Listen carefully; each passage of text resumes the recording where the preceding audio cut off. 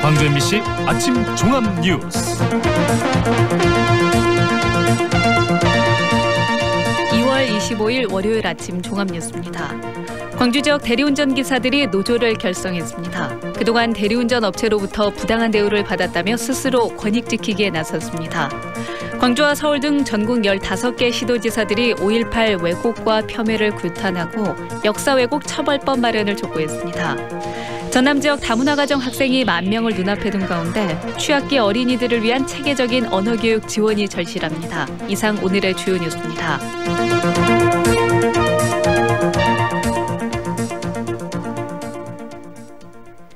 곳곳에서 뿔뿔이 흩어져 일하는 광주 지역 대리운전 기사들이 노조를 결성했습니다. 그동안 대리기사가 부당한 대우를 받았다며 스스로 권익 지키기에 나선 건데요. 하지만 쉽지만은 않을 것으로 보입니다. 정용호 기자입니다. 광주에서 활동하고 있는 대리운전 기사들은 2,500명가량으로 추정됩니다. 이들의 목소리를 대신할 노동조합이 대구와 서울 등에 이어 전국 5번째로 출범했습니다. 택배기사나 학습지 교사처럼 특수고용직인 대리기사들이 법적으로 노동자성을 인정받은 겁니다. 특수고용직 노동자들에 대해서 처우 개선이 우선시되고 있습니다. 그런 사회적 분위기를 타고 저희를 또 노동존중사회를 실현하기 위해서 전국에서 5번째로 대리운전 기사들에 대해서 노동조합 설립 허가를 내드렸습니다. 노조는 대리운전 업체와의 관계가 일방적으로 기사들에게 불리하게 돼 있다며 이를 개선하겠다고 말합니다. 콜 프로그램 사용과 보험 등 관리비 명목으로 업체가 많은 돈을 요구하고 있고 이와는 별도로 대리요금에서 업체가 가져가는 알선 수수료가 최고 30%로 너무 지나치다고 주장합니다. 각각 의뢰 관계로만 갔는데 이제는 공생관계로 가야 되지 않느냐. 시대 흐름도 그러는데 옛날처럼 주먹구구식으로 기사들한테 너무 착취해가는 것은 잘못되어 있다. 또 고객이 민원을 제기할 경우 잘잘못 여부를 떠나 대리기사가 책임을 떠안는 구조도 문제라고 강조합니다. 하지만 광주시에 등록한 대리운전업체가 모두 35개나 되고 구심점이 될 만한 연합체가 없어 현재로선 노조가 일일이 개별 협상을 해야 할 처지입니다. 대리운전업체가 노조의 협상 요구를 받아들일지도 불투명합니다. 조합원 수가 전체 구성원의 1%도 안 되는 20명에 불과한 것도 해결 과제입니다. 노조는 올해 안에 조합원을 200명까지 늘린다는 계획이지만 단일 사업장이 아니고 근로 조건도 제각각이어서 얼마만큼 확장성을 가질지는 미지수입니다. MBC 뉴스 정용욱입니다. 제2회 전국 동시조합장 선거가 후보 등록을 시작으로 본격적인 선거 국면에 들어갑니다. 광주와 전남 선거관리위원회에 따르면 내일부터 이틀 동안 선거 후보자 등록을 하고 오는 28일부터 선거 하루 전인 다음 달 12일까지 선거 운동이 실시됩니다. 이번에는 광주 18곳, 전남 185곳에서 조합장 선거가 진행되는 가운데 이미 혼탁해진 선거판이 선거운동 시작과 함께 더 과열되지 않을까 우려되고 있습니다. 전국 15개 시도지사들이 5.18 왜곡과 폄훼를 규탄했습니다.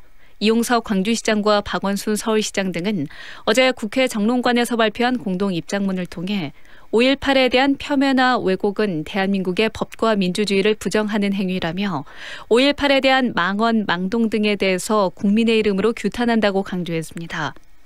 또 정치적 목적을 위해서 5.18의 역사적 사실을 부정하거나 왜곡하는 행위를 배격하고 5.18 역사 왜곡 처벌 특별법 제정을 촉구한다고 덧붙였습니다.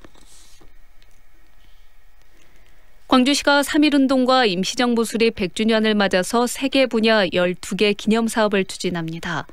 대한민국의 지난 100년을 성찰하고 미래 100년을 설계하기 위해 마련된 이번 기념사업에는 광주 독립운동 사적지 표석 설치와 광주 친일잔재 전수조사, 그리고 505 보안부대 5.18 사적지 원형보존 등이 포함됐습니다.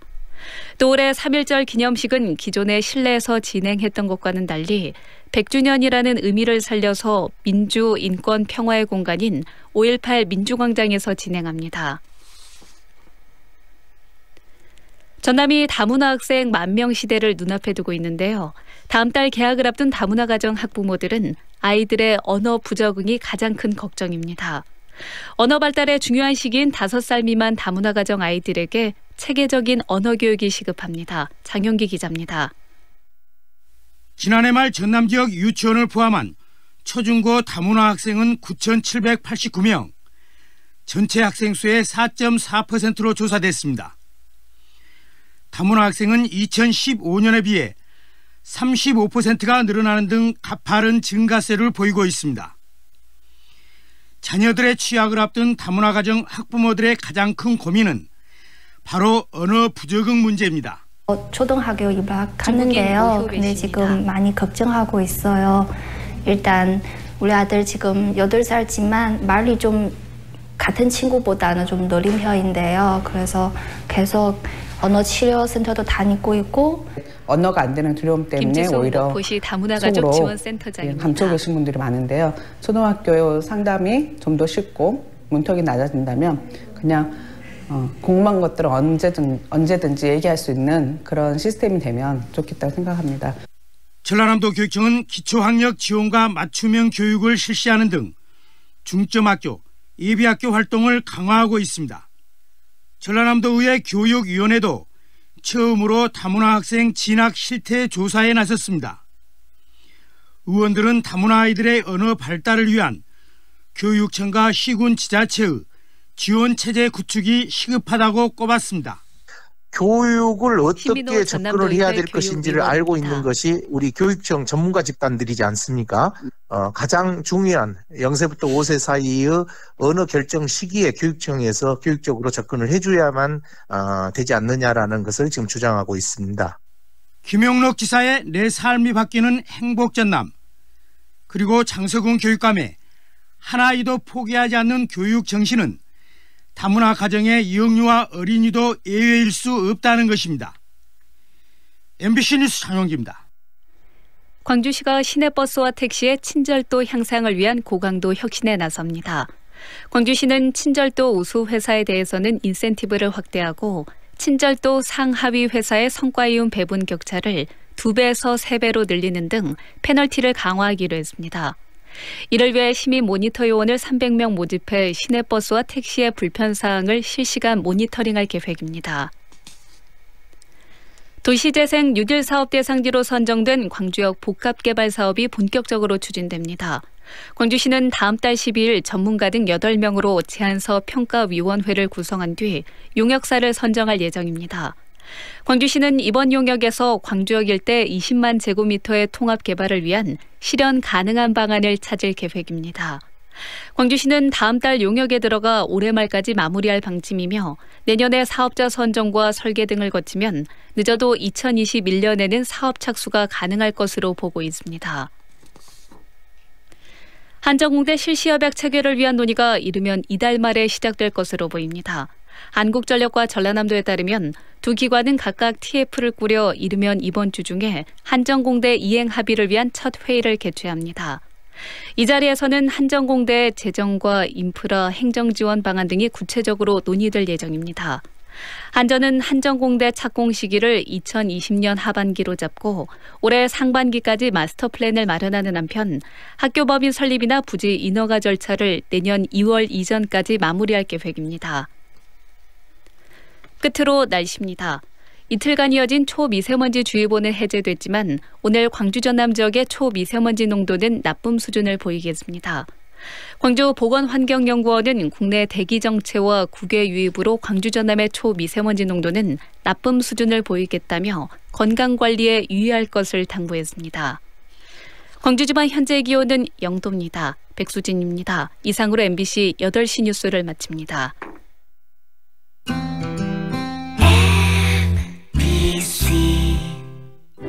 연기자 정동환입니다. 가끔 그 사람이 떠오를 때면 저도 모르게 하늘을 올려다봅니다. 누구나 그렇지요.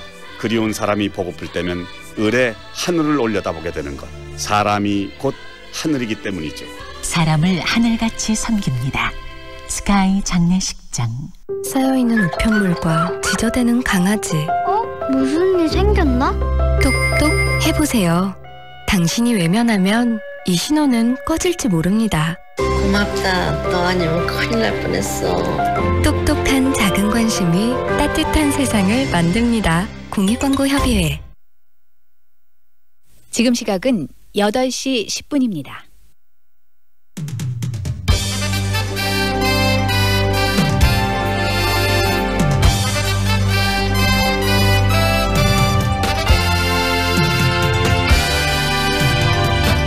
황동현의 시선집중. 황동현의 시선집중 2부 시작합니다. 5.18 민주화운동, 이 한국 현대사에서 가장 중요한 사건 중 하나지만 5.18을 폄훼하는 세력들에 의해서 여전히 왜곡이 되고 있습니다. 최근 자유한국당 의원의 이 관련 또 망언 이후에 5.18 민주화운동에 대한 철저한 진상규명 그리고 명예회복이 필요하다라는 국민적 여론이 확대되고 있는데요. 여기에 이 전두환 씨에 대한 형사처벌이 아직도 가능하다는 얘기가 나왔습니다. 민주평화당 천정배 의원이 전두환 씨에 대한 내란 목적의 살인죄 적용이 가능하다라고 밝혔는데요. 오늘 직접 들어보겠습니다. 원화 200명 이상의 대형 사립 유치원에 의무적으로 도입될 국가 회계 시스템, 바로 에듀파인 시스템인데요.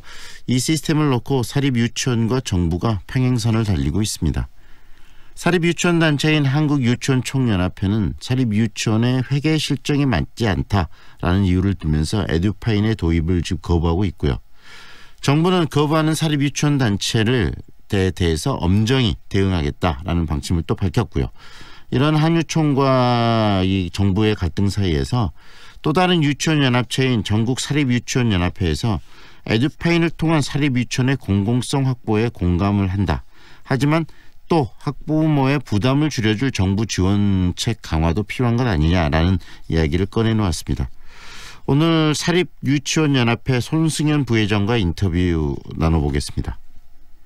스쿨 미투 사건으로 수사를 받던 교사 가운데 한 10여 명이 학교로 돌아갈 수 있게 됐습니다. 검찰에서 불기소 처분으로 직위 해제의 사유가 해소되면서 교단 복귀가 지금 현재 가능해진 것인데요. 가해 의혹을 제기한 학생들과 가해자로 지목된 교사들이 다시 마주한다. 학생들에게는 정말 상상하기도 싫은 그런 상황이 만들어질 수도 있겠다는 생각이 듭니다. 스쿨미투의 심각성 다시 한번 오늘 짚어보고요. 이 대안들에 대한 고민도 좀 해보겠습니다. 참교육을 위한 전국 학부모회 광주지부의 김경희 지부장 오늘 만나보겠습니다. 황동현의 시선집중 계속됩니다. 어우 추워. 여보, 농부가 짠 도라지 배즙 한잔 하세요.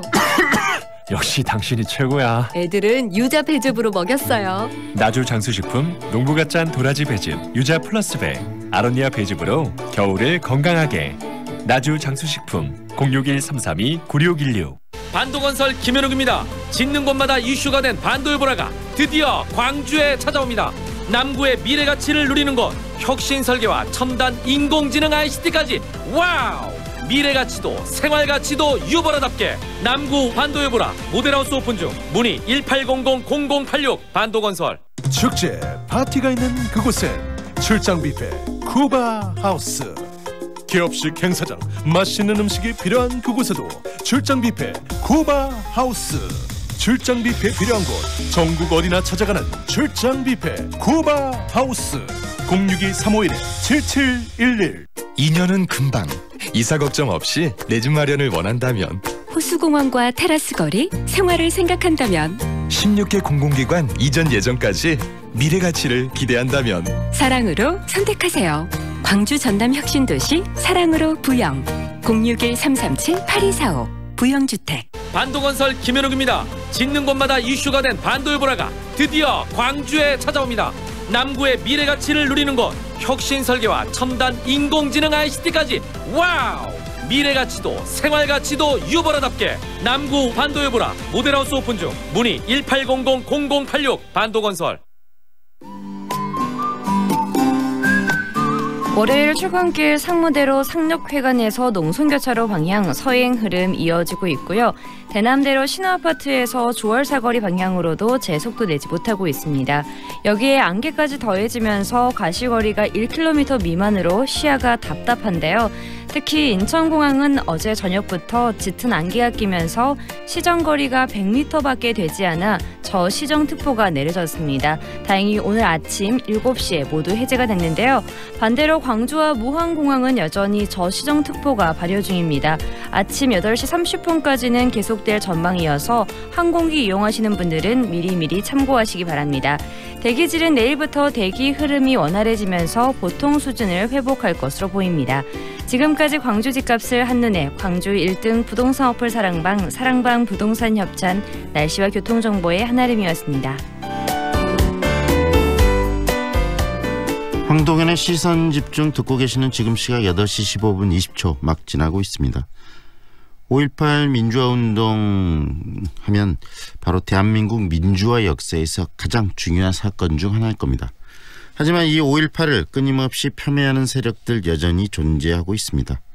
5.18의 주범인 전두환 씨의 처벌이 제대로 이루어지지 않고 있고 전두환 씨를 추종하는 세력들이 계속 또 있기 때문이 아닌가 싶기도 한데요. 최근 5.18 민주화운동을 진압하기 위해 발포 명령을 한 사실이 확인이 되면 전두환 씨를 내란 목적 살인죄를 적용해 다시 처벌할 수 있다라는 주장이 제기가 됐습니다. 이 주장을 한 민주평화당 천정배 의원 직접 만나보겠습니다. 안녕하세요, 의원님. 예, 안녕하십니까. 천정배입니다. 네. 의원님, 과거 5.18 민주화운동을 무력으로 진압했던 이 전두환 씨가 그때 당시 받았던 처벌 상황, 어떤 처벌들을 받았고 어떻게 그 처벌이 집행됐는지 소개 좀 해주시죠. 예, 그러니까 내란죄 중에서도 수괴, 네, 그러니까 내란을 말하자면 최고 두목이란 뜻이죠. 네. 그리고 내란 목적 살인 이렇게 또 그 밖에도 있었습니다만 그게 이제 가장 내란죄 관련해서는 내란죄로도 처벌받고 내란 목적 살인으로 처벌받았어요. 그리고 또 이 형량은 아시다시피 무기징역이었고요. 네. 그러나 대통령의 사면으로 별로 달지 않다가 네. 풀려났었죠. 몇 년 만에. 예. 죄명은 내란죄 수괴 두목이었고 또 내란 목적으로 사람까지 죽였다는 것은 정말 심각하고 큰 범죄인데 결국은 사면받은 거 아니겠습니까? 그렇습니다. 네, 그래서 참 안타까운 것이고 또 그 사면 이후에 이렇게 계속적으로 5.18에 대한 왜곡과 폄하가 나타나고 있지 않는가라는 생각도 드는데요. 그렇다면요, 내란죄 수괴 그리고 내란죄 목적 살인죄가 갖고 있는 의미 차이도 좀 설명을 해주시겠습니까? 그러니까 내란은 이제 뭐 국토를 참전하거나 국헌을 문란케 할 목적으로 폭동한 자 이렇게 돼 있습니다. 네. 그러니까 국토 참전이라는 걸로 빼고 말하면 국헌 문란 목적의 폭동입니다. 네. 쿠데타를 할 목적으로 폭동이니까 모력을 사용해서 이제 한 지역을 뭐 장악하거나 무슨 평온을 해칠 만큼의 폭동을 한 것 이게 이제 내란이고요. 네. 한마디로 쿠데타라고 하면 맞을 것 같습니다. 네네. 그러니까 내란 목적 살인죄도 그 목적은 똑같습니다. 그러니까 국헌을 몰랑케 할 목적인데 단지 폭동이 아니라 이제 살인이죠. 사람을 죽인 거죠. 네. 둘 다 그 내란의 수괴인 경우에는 사형이나 무기징역이 근거니까 네. 또 내란 목적 살인도 마찬가지입니다. 이것은 사형 아니면 무기징역입니다. 그 두 가지밖에 규정이 안 돼 있는 가장 무거운 범죄지요. 네, 그 두 가지 범죄를 저질렀음에도 불구하고 사면을 받아서 지금 다시 이렇게 떳떳하게 제대로 처벌을 받지 않은 상태에서 살고 있는데 지금 의원님께서 이 전두환 씨를 다시 처벌할 수 있다라고 주장을 하셨습니다. 이 사면을 받으면은 이 일사부재리 다시 처벌할 수 없는 거 아니냐라고 많이들 생각할 텐데 처벌할 수 있는 가능성 어떻게 처벌할 수 있는 겁니까? 예, 그러니까 지금 말씀하신 대로 두 가지 문제가 있을 수 있어요. 하나는 일사부재리 한 번 판결을 받아서 확정이 됐기 때문에 이제와 다시 재판을 할 수 없지 않느냐 하는 의문이 있을 수 있고요. 정당한 의문입니다. 네. 또 두 번째는 시간이 너무 지났기 때문에 혹시 공소시효가 끝난 것 아니냐 하는 의문이 있는데요. 네. 저는 두 가지가 다 아직은 끝나지 않았다고 봅니다. 네. 우선 이제 내란하고 아까 내란 목적 살인하고 그 죄의 관계가 어떻게 되느냐 보면은요. 이제 대법원 판결도 나왔습니다만은 그러니까 그 내란 과정에서 폭동 과정에서 사람이 죽은 것 이것은 따로 살인이라고 처벌을 않게 돼 있어요. 그냥 내란으로 처벌하게 돼 있는데 그거하고 별도로 고의로 사람을 죽이면은 그건 내란 목적 살인이라고 별도 처벌할 수가 있다고 돼 있어요. 네. 그러니까 이제 실례를 들면 이렇습니다. 그러니까 전두환 씨의 경우에 내란 목적 살인으로 그 광주 항쟁 때 마지막 날 5월 27일 날 도청 등의 그 광주 재진입이라는 게 있었잖아요. 네네. 자기들 그 계엄군에. 네. 그때 도청에서 시민군들을 18명을 그 말하자면 살해했습니다. 네네. 그것은 내란 목적 살인으로 인정이 됐습니다. 대법원까지도요. 네. 그런데 그 전에 한 거 5월 21일부터 24일 사이에 26명을 살해했는데 네. 7건의 그 사건입니다. 네. 26 살해했다고 검찰에서는 그것까지 내란 목적 살인으로 봤는데 그것은 무죄 증거가 없다. 근본적으로 전두환의 발포 명령이라든가 이런 직접적인 이런 지시의 증거가 없다고 봐서 무죄가 났단 말이에요. 네. 그러니까 지금도 그 18명은 이미 뭐 그 부분에 대한 처벌 받은 셈이고 살인 부분은 18명 살인 부분은 근데 26명 살인 부분은 무죄가 나버렸으니까 대법원까지 네. 그것은 더 이상 일사부재에 의해서 처벌이 불가능합니다. 그런데 이제 그것만 있는 건 아니잖아요. 광주에 그보다 훨씬 많은 네. 사람이 살해됐고 네.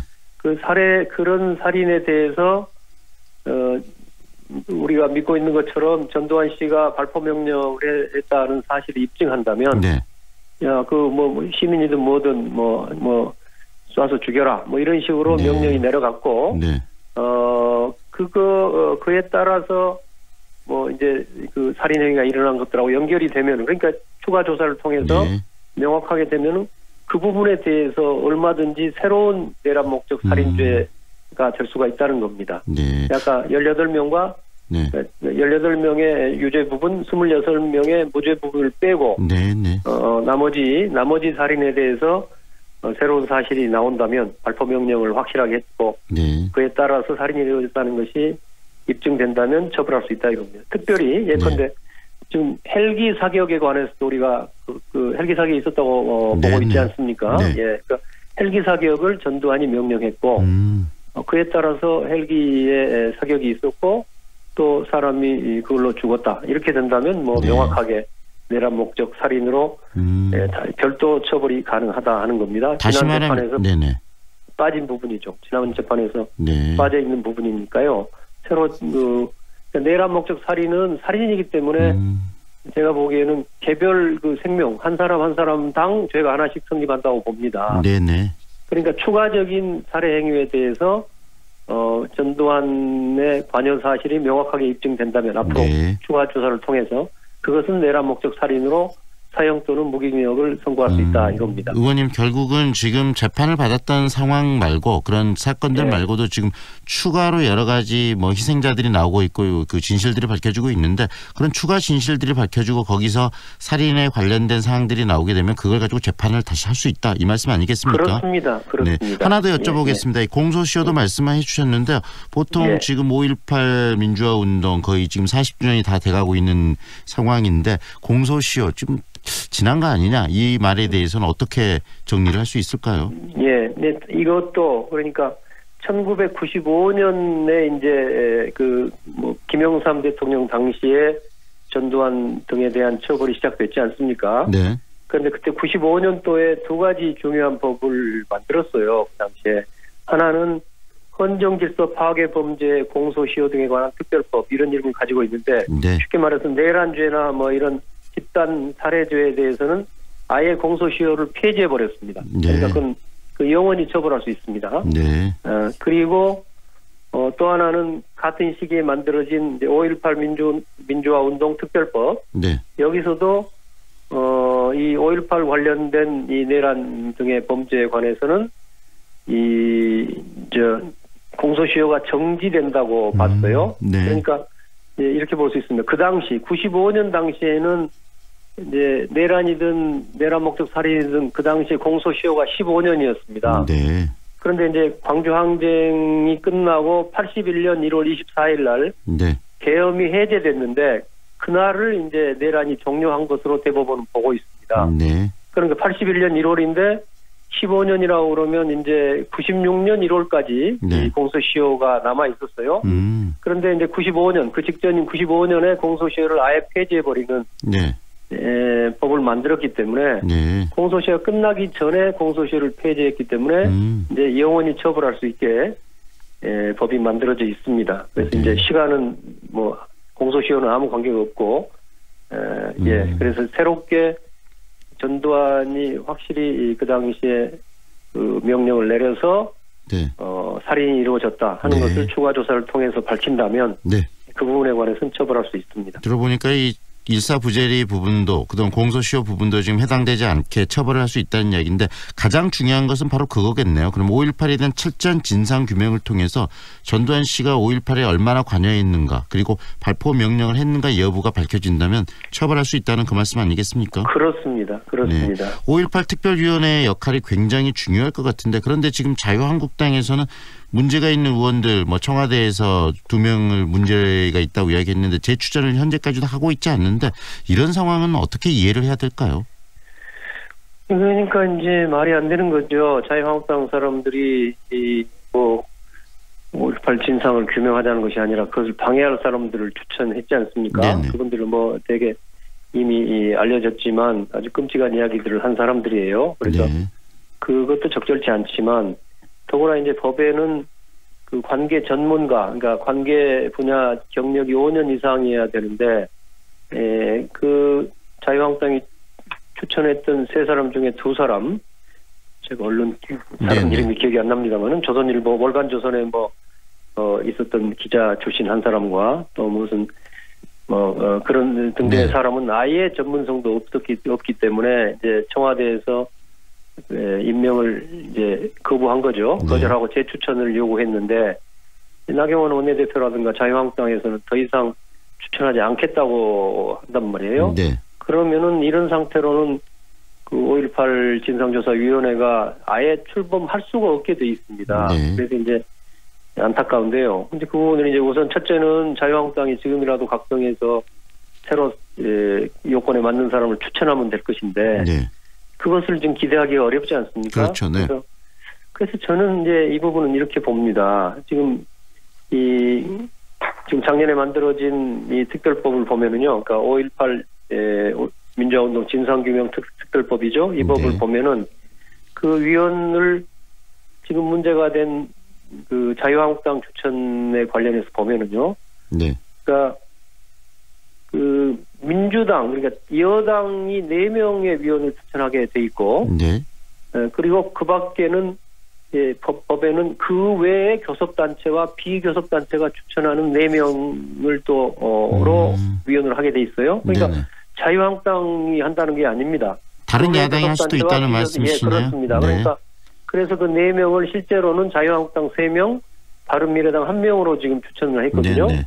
그 사실 비교섭단체도 추천할 수 있고 그걸 좀 돼 있기 때문에 저는 좀 국회의장께서 이 조정을 하셔가지고 국회의장이 자유한국당까지 포함해서 재추천하라고 촉구를 하고 만일에 자유한국당이 계속 거부한다면 추천의 범위를 좀 넓힐 수도 있겠다라는 말씀이시네요. 예, 그래서 다른 당의 추천이나 비교섭단체 추천이라도 받아서 그 사람은 국회의장이 대통령에게 추천해 보내면 그러면 새 사람을 임명할 수 있지 않을까 그렇게 저는 법을 해석하고 가장 있습니다. 중요한 부분은 의원님 5.18 진상규명이 철저히 이루어지는 것이기 때문에 그런 부분들을 정치권 모두 함께 좀 머리를 맞댔으면 하는 생각이 듭니다. 오늘은 여기까지 듣겠습니다. 고맙습니다. 잘 들었습니다. 예, 감사합니다. 지금까지 민주평화당 천정배 의원과 함께했습니다.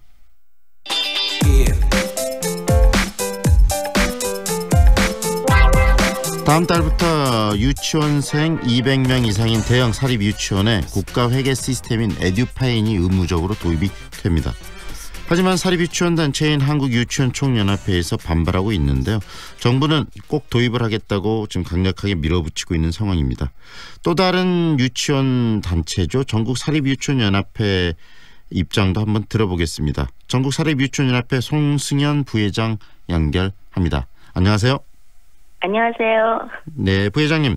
먼저 사립유치원연합회가 어떤 단체인지 소개 좀 해주세요. 네. 2010년 전국 사립유치원연합회가 출범하기 전에는 모든 사립유치원들이 한국사립유치원 총연합회 한 단체로 구성이 되어 있었습니다. 네네. 그런데 2008년 유아교육 발전 5개년 발전 방향이 발표되면서 그 유치원 평가 정책이 도입이 됐었어요. 네. 그런데 한유총에서는 유치원 평가 받지 않겠다. 국가에서 지원도 없이 왜 평가를 하려느냐 하는 주장으로 반대가 이루어졌는데 유치원 교육 발전을 위해서 이 평가가 필요하다고 생각하는 원로 원장님들 중심과 또 학교법인, 종교단체 법인, 천주교, 기독교 그 법인 유치원들이 평가를 통해서 유치원이 발전이 되어야 된다는 정책으로 2010년에 발족하게 되었습니다. 그래서 저희 전사련 연합회는 2010년 그 유치원 평가도 받았고 그 다음에는 뭐 정보공시 제도도 국가에서 그 시행하는데 동참했고 사립유치원 재무회계 규칙 및 처음학교로 등 그 국가 정책에 유아교육 발전을 위한 정책이라면 저희는 협조하면서 이렇게 지내오고 있습니다. 지금 정부와 갈등을 빚고 있는 한국유치원총연합회와는 성격을 약간 달리하는 그 유치원 단체라는 말씀이신데요. 그렇다면 이번에 에듀파인을 지금 도입하자 말자 이거 가지고 한유총과 정부가 좀 갈등하고 있는데 전국 사립유치원연합회 이 에듀파인 도입에 대한 입장은 어떤 거죠? 일단 사립유치원 비리에 따른 문제가 발생이 돼서 에듀파인이 이제 도입이 됐잖아요. 그런데 이 비리 유치원이 전체 사립 유치원에 매도되고 있는 듯한 느낌이 있는 거예요. 전혀 그렇지가 않거든요. 사립 유치원이 지금 대형 유치원만 어떤 그 아이들 교육비에 대한 잉여금이 있지 대부분의 사립 유치원은 운영에 대해서 열악한 유치원들이 더 많아요. 그런 곳에서는 에듀파인을 정말 하고 싶고 거기에 대한 또 저희가 주장하는 것들은 에듀파인을 저희가 실시한다. 그렇지만 재정적으로 열악한 유치원에 대한 그럼 재정 지원을 해줄 것이냐.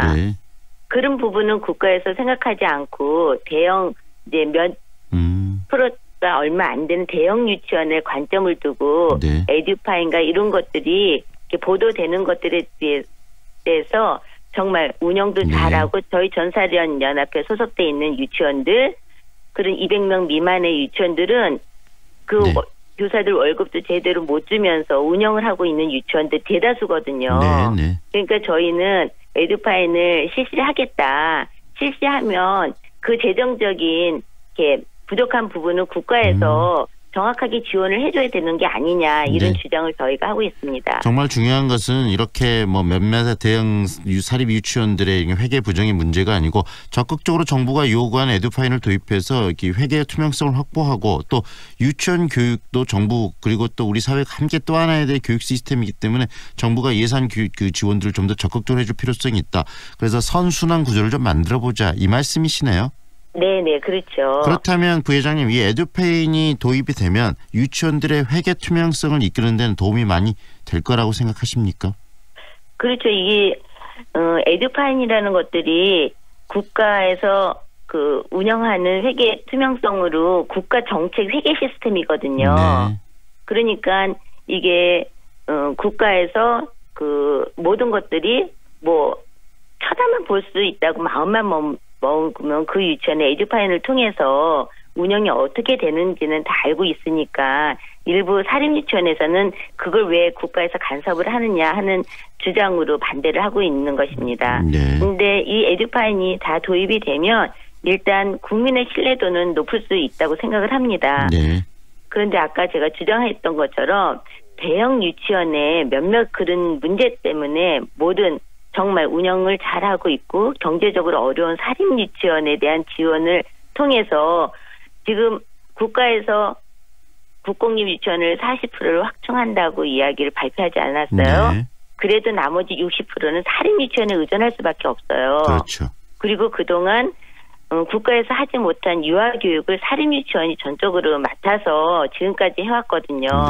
그런데 어느 날 갑자기 사립 유치원에 대한 것들을 뭐 전체적인 그 지원 정책이라든가 전체적인 그림을 보지 않고 일부 비리에 대한 대형 유치원에 대한 것들에만 꽂혀서 이렇게 일방적으로 나아가는 것들은 조금 무리가 되지 않나 생각이 듭니다.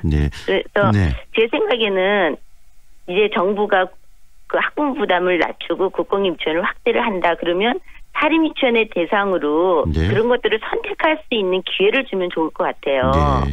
그런 부분도 중요할 것 같아요. 뭐냐면 지금 정부 정책에 적극적으로 참여하는 유치원들에게 적극적으로 더 지원을 확대해 줌으로 인해서 그 유치원들이 아이들 교육에 더 신경 쓸 수 있는 그런 환경들을 만들어내는 것도 중요할 것 같은데요. 그렇죠. 그 학부모들이 정말 운이 좋아서 국공립에 보내는 유치원은 전혀 학비 부담이 없고 네. 그리고 사립유치원에 보내는 학부모님들은 같은 대한민국 국민인데 그 비용을 내면서 사립유치원에 보내고 이런 것들은 조금 네. 불합리하다는 생각이 듭니다. 그래서 그러니까 유치원에게 선택의 기회를 줘서 나는 정말 국공립처럼 투명하게 운영하고 아이들과 학부모들에게 네. 교육의 질을 높이고 이렇게 운영을 하겠다 하는 유치원은 지원을 해서 국공립처럼 지원을 해서 그 책임을 다할 수 있도록 하고 그러면 네. 에듀파인이나 모든 것들이 국공립 수준으로 갈 수 있도록 네. 하고 나는 이제 많은 비용을 내서 개인 재산으로 유치원을 운영해서 그렇게는 못하겠다. 네네. 그러면 또 다른 결정을 할 수 있도록 네. 이게 선택의 폭을 주고 책임을 갖게 하는 것들이 저는 바람직하다고 생각을 합니다. 굉장히 합리적일 수 있을 것 같아요. 정부의 어떤 정책과 공공의 교육의 공공 시스템들에 참여하는 유치원들에 대해서는 적극적인 지원을 그리고 참여하지 않는 유치원들에 대해서는 지원을 좀 중단하거나 줄이는 그런 것들을 통해서 이 유치원 교육의 공공성을 확보하고 비리를 없애는 방법 굉장히 합리적인 경영 그리고 이 국가의 정책 그 방향일 것 같은데 정부가 그런 방향을 잘 못 잡고 있어요. 마지막으로 정부에 바라는 바가 있다면 어떤 것이 있는지 짧게 말씀해 주시죠. 네, 정부가 지금 사립유치원 비리라는 그 꼭지점을 가지고 그 해당되는 유치원들은 대개 제가 아까 말씀드린 것처럼 네. 극소수 유치원이거든요. 네. 극소수의 유치원에 지금 그걸 초점을 맞추는 게 아니라 대다수의 사립유치원의 실정을 정확하게 파악을 하고 필요와 또 학부모의 요구와 이런 것들을 좀 총체적으로 그거를 한번 확인을 해보고 그 정책을 펴나갈 수 있으면 좋겠다고 생각을 합니다. 네, 오늘 말씀 잘 들었습니다. 고맙습니다. 네, 감사합니다. 지금까지 전국 사립유치원연합회 손승연 부회장과 함께했습니다.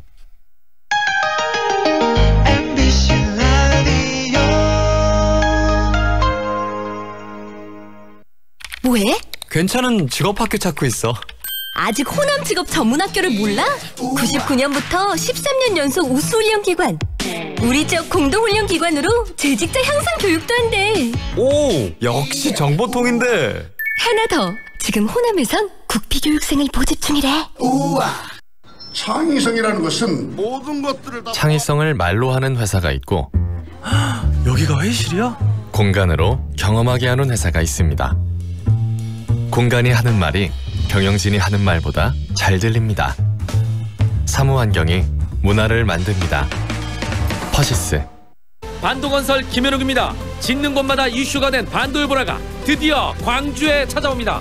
남구의 미래 가치를 누리는 곳, 혁신 설계와 첨단 인공지능 ICT까지 와우! 미래 가치도 생활 가치도 유보라답게 남구 반도일보라 모델하우스 오픈 중. 문의 1800-0086 반도건설. KTX 송정역과 상무대로의 쾌속생활, 첨단 IoT 시스템으로 품격은 올리고 명품 소형 설계로 부담을 낮춘 프리미엄 아파트의 완성. 송정 한국 아델리움 더시티 062-710-9700 한국건설.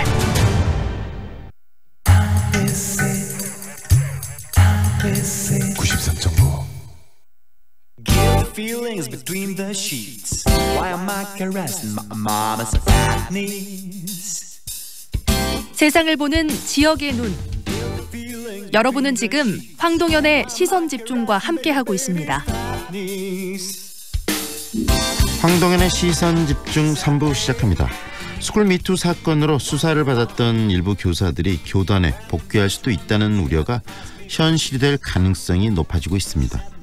본인들이 재직해온 고등학교에서 여학생들을 성추행하고 또 성희롱한 혐의로 수사를 받았지만 검찰에서 불기소 처분으로 직위 해제 사유가 해소됐기 때문이라고 하는데요. 학교 측은 가해자인 교사와 피해자 학생들이 이 대면을 최소화할 방법을 찾고 있는 것으로 알려지고 있는데 우려되는 부분들은 굉장히 많은 것 같습니다. 특히 학생들이 가져야 될 그런 공포, 두려움 이런 부분들을 어떻게 해소해야 될지 굉장히 좀 궁금하기도 하고 안타깝기도 합니다. 참교육을 위한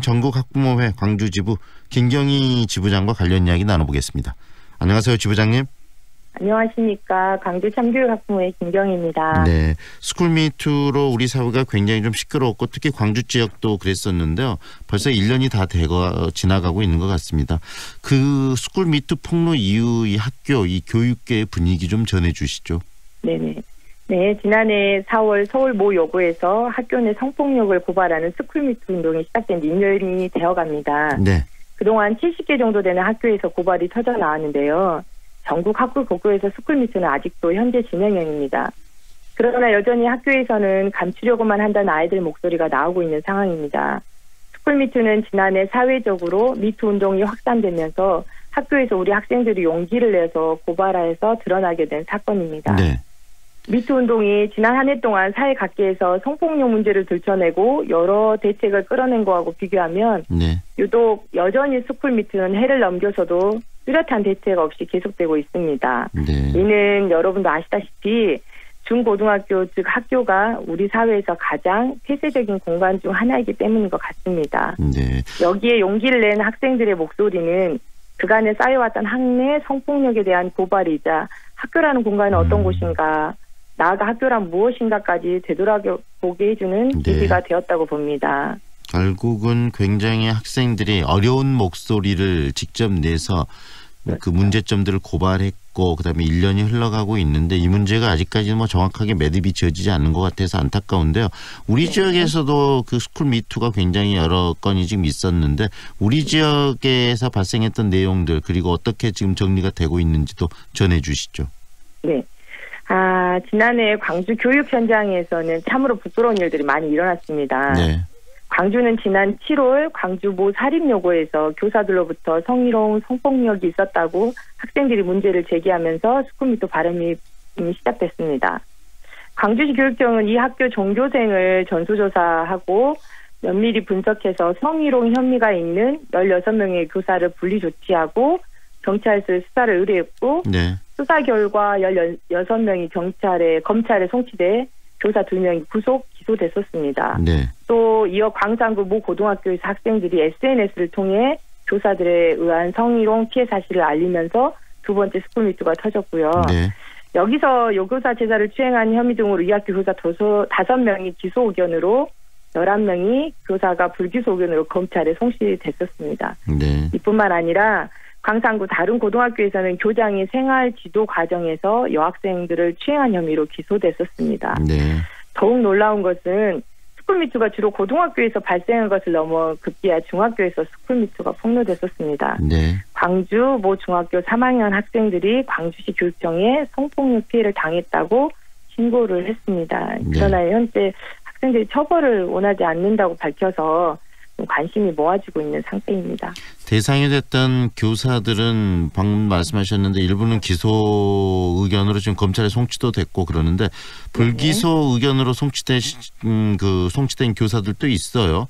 네네. 이런 부분들 만약에 불기소로 가게 되면 다시 학교로 돌아갈 수 있는 거 아니겠습니까? 그렇죠. 네네네. 네. 그렇습니다. 그랬을 때 학교가 가져오는 문제들 그리고 학생들이 받아야 될 그런 심적 고통 또 실질적으로 나타나는 여러 그 불이익과 문제점들이 있을 것 같은데 그 부분은 어떻게 보세요?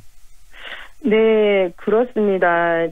앞서서 예를 들면 박경미 국회의원이 2016년에 교원 성비율 징계 분석 자료를 분석한 거에 비하면 네. 성희롱과 추행 등 성비의 징계를 받은 교원들이 매년 늘어나고 있는데도 징계를 받는 교사들 견책과 감봉 등 경중계 처분을 받고 여전히 교단에 선 교사가 43%에 이른다고 합니다. 네. 이렇듯 교사들이 성폭력으로 징계 후 교단으로 다시 복귀하는 것은 네. 성폭력의 경우 비유의 정도에 상관없이 학교를 떠나야 하지만 성희롱을 이에 포함되지 않기 때문인 것 같습니다. 네. 우려하는 부분은 이번 스쿨미투는 학생들이 정말 용기 있게 폭로한 사건입니다. 네. 무엇보다도 우리 모두는 이렇게 용기 낸 학생들에게 정말 잘했다. 너의 행동은 정말 용기 있는 행동이고 너의 용기는 학교 문화를 바꿀 수 있을 거야 응원을 보내야 합니다. 네.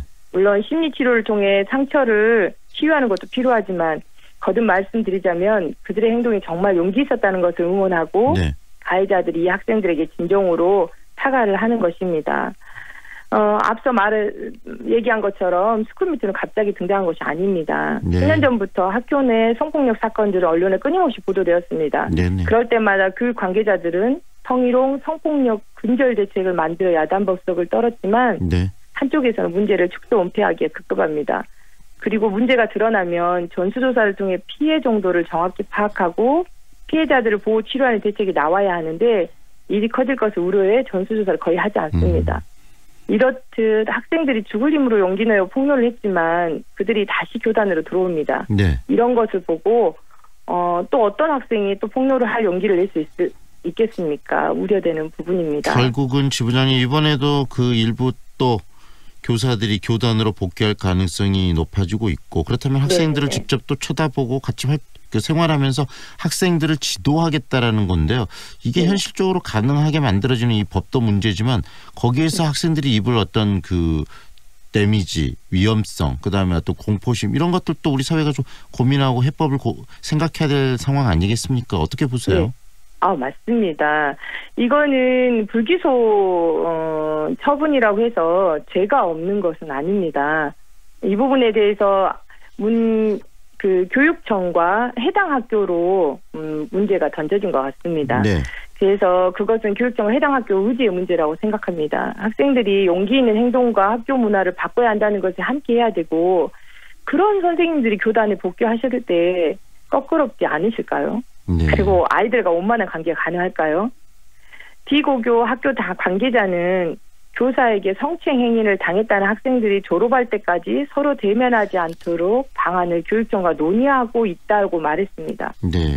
그것이 과연 교육적인지 학생들에게 유익한 것인지 심각하게 고민해 보아야 합니다.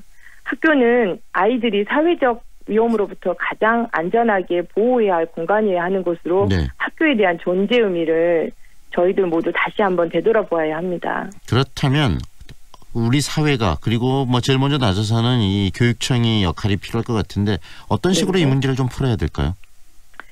사실 학교 다니면서 스쿨미트에 여학생이 안 돼본 여학생 거의 없을 것입니다. 네. 그러나 그 당시에는 그것이 성폭력인지 몰랐고 주변에 얘기를 하면 아시잖아요. 오히려 나만 이상한 사람이 되었기에 혼자만 간직해야 할 말 못한 비밀이었을 때도 있었습니다. 네. 제일 먼저 용기 있는 폭로의 응원을 보내야 합니다. 주변으로 유축되어 있는 심리를 치료하는 것도 중요하지만 이 아이들의 용기를 응원하고 이 학생들에게 진정으로 사과하는 것입니다. 네. 그리고 무엇보다 교육청과 해당 학교는 학교 안에서 교사 성범죄를 뿌리 뽑겠다는 각오로 일벌백계 차원의 강력한 조치를 취해야 합니다. 네.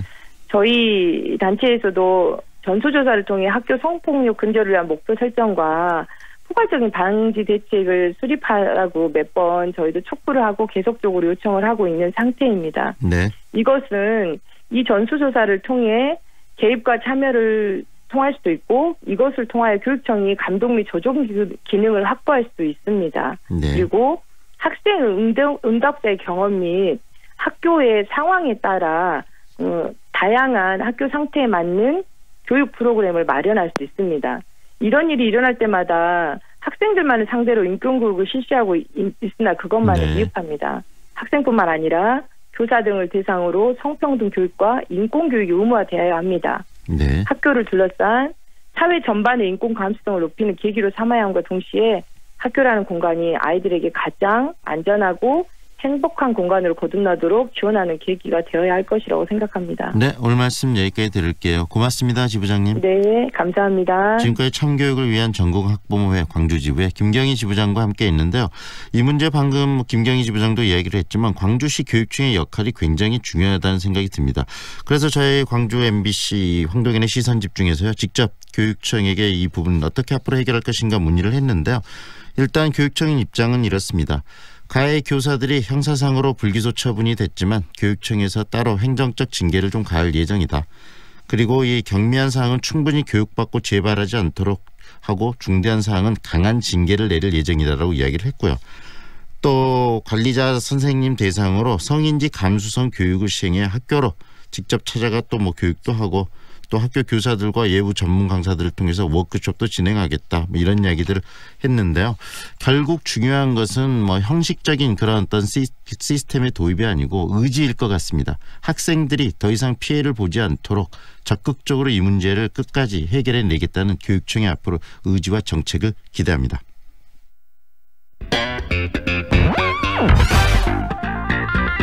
남도의 다양한 소식을 만나보고 있죠. 오늘은 전남 동북권 소식 여수신문 박성태 국장과 함께 정리합니다. 안녕하세요, 국장님. 네, 안녕하십니까. 네, 이 순천시 삼산중학교를 신대직으로 이사라는 문제를 놓고 순천시와 중흥건설이 좀 갈등을 빚고 있다는 소식 우리 국장님께서 지난주에 또 이 시간에 전해주셨는데 일단 순천시와 중흥건설이 이설에 전격 합의했다고 하네요. 자세한 내용 정리 좀 해주시죠. 네, 순천시 선월지구 하수 연계 처리 문제로 착공이 미뤄져서 개교가 불투명했던 순천 석현동에 위치한 삼산중학교 이설 공사가 이달 중 착공에 이제 들어가게 됐습니다. 네. 허석 순천시장은 지난 21일 목요일이죠. 중흥건설 회장을 만나서 최근 갈등을 빚은 선월지구 하수처리 시설과 연계하지 않고 이달 중에 학교 공사를 시작하는데 합의했다고 지난 22일 밝혔습니다. 네. 신대지구 개발 시행사인 중흥건설은 지난 2017년에 전라남도 교육청과 광양만동 경제자유구역청, 순천시와 이렇게 사자 간에 원도심에 위치한 삼산중학교를 신도심 지역인 신대지구로 이설하는 협약을 맺은 바 있었는데요. 네. 결국 하수처리장 연계 문제로 지연이 된 바 있었습니다. 네. 그런데 이렇게 언론에서 좀 보도가 되고 하면서 다시 중흥건설이 협약대로 이행하겠다 이렇게 지금 약속을 뒤늦게 지키게 된 거네요. 네, 그렇습니다. 어떤 배경이 있어서 이렇게 중흥건설이 약속을 뒤늦게 지키게 됐는지 좀 더 설명 좀 해주시죠. 네, 아무래도 지역 여론 악화가 가장 컸던 것 같은데요. 네. 학생들을 볼모로 자신들의 이익을 챙기는 거 아니냐 이런 지적이 나오면서 여론이 악화된 것 같습니다.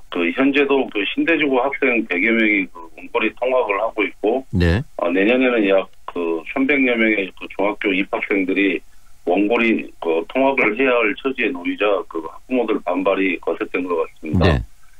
중흥건설은 145억 원을 들여서 학교 건물을 지은 뒤에 도교육청에 이렇게 기부 체납을 하고, 도교육청은 기존 삼산중 부지를 중흥건설에 넘기기로 했는데요. 네.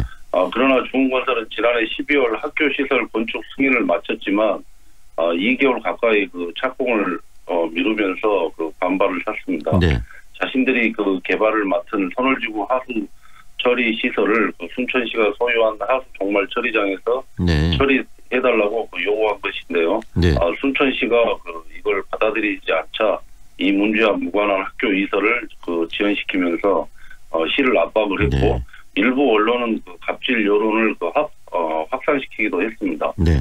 이런 상황에서 신대지구 학부모들은 민간 건설업체가 학생들을 볼모로 기업 이속을 챙기는 거 아니냐, 빨리 조속한 학교 개교를 해달라 이렇게 촉구를 하고 나섰습니다. 네.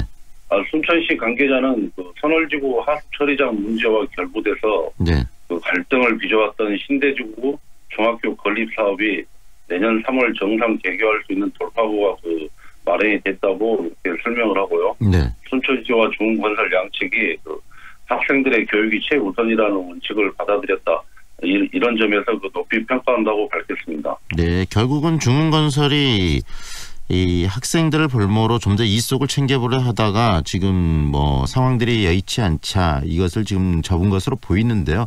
이런 네. 건설업체들의 어떤 개인적인 과도한 이익 챙기기가 앞으로 이런 일이 있어서는 안 될 것 같고요. 방금 이야기해 주신 것처럼 삼산중학교 지금 있는 부지까지도 받기로 했다면 그 부지도 굉장히 좋은 땅 아니겠습니까? 네, 그렇습니다. 그런 과도한 욕심은 좀 버렸으면 하는 생각이 듭니다. 여수시가 청사 통합 움직임을 보이고 있다는데 현재 청사만 지금 3개이기 때문에 시민들도 굉장히 불편하다면서요. 예. 지난 1998년도에 여수시와 여천시, 여천군이 통합을 하면서 이른바 삼려 통합이라고 하는데요. 통합을 하면서 청사는 여천시청 자리, 지금의 합동에 있는 여수시청 자리에 두기로 했는데요. 네. 여러 가지 이유로 아직 통합청사가 마련되지 않아서 굉장히 불편한 상황이 있습니다. 그 여수시는 한때 그 2004년도와 2016년도에 이렇게 그 청사 통합론을 제기해서 그 청사 신축을 그 추진했었으나 그 예산 문제로 그렇게 유야무야 된 바 있습니다. 여기서 그 잠깐 청사 현황을 좀 살펴볼 필요가 있는데요. 네네.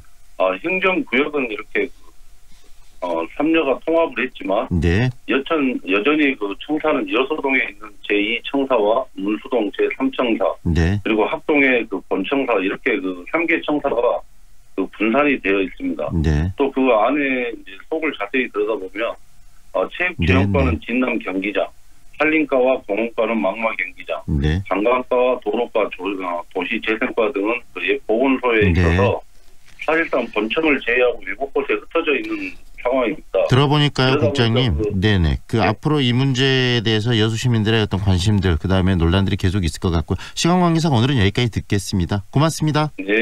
네, 알겠습니다. 네, 지금까지 여수신문 박성태 국장이었습니다. 프리미엄 SUV의 모든 기준, 집 그랜드 체로키.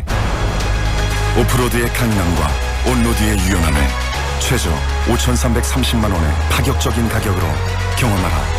오직 2월 한 달간 집 그랜드 체로키. 지금 지프 전시장으로 문의하세요. 반도건설 김현욱입니다. 짓는 곳마다 이슈가 된 반도요보라가 드디어 광주에 찾아옵니다. 남구의 미래 가치를 누리는 곳, 혁신 설계와 첨단 인공지능 ICT까지 와우! 미래 가치도 생활 가치도 유보라답게 남구 반도요보라 모델하우스 오픈 중. 문의 1800-0086 반도건설. 거시기 나무가 거시기에 크라고 좋다면서? 거시기에 미쳐본 장홍조 씨가 천사의 섬 신안에다가 제대로 거시기 해버렸지. 근데 거시기가 뭔 나무요? 줄기, 잎, 열매까지 약재로 쓰는 신안 꼬집뽕이지. 검색창에 신안 꼬집뽕. 주문전화 061-272-8395. 반도건설 김현욱입니다. 짓는 곳마다 이슈가 된 반도요보라가 드디어 광주에 찾아옵니다. 남구의 미래 가치를 누리는 곳, 혁신 설계와 첨단 인공지능 ICT까지 와우! 미래 가치도 생활 가치도 유보라답게 남구 반도요보라 모델하우스 오픈 중. 문의 1800-0086 반도건설. 황동현의 시선 집중은 여기까지입니다. 오늘 또 함께해 주셔서 고맙습니다.